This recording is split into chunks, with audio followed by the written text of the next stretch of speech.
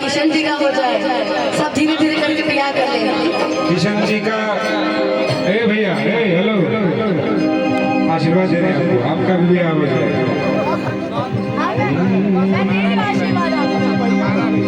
अरे पगला एनिवर्सरी मनाने की उम्र है, जन्मदिन मना रहे हो, कम बात है। एक बार और संदीप भैया का हो जाए। नहीं नहीं नहीं, मेरी भाभी बहुत अच्छी है, मैं अपनी भाभी का ख्याल नहीं करवाऊंगी। मेरी एक भाभी है, सबसे सुपर्ब है। अब खाली विनय भैया बचे हैं और हमारे किशन जी बचे हैं। तो अलका दीदी कहाँ है? अच्छा अलका दीदी हेलो, वाह अच्छा, सब दीदी लोग धीरे धीरे आ रही है ना। आइए सभी मिलकर बधाई देंगे और दोनों हाथ उठाएंगे और सारे भैया के लिए ताली बजाएंगे।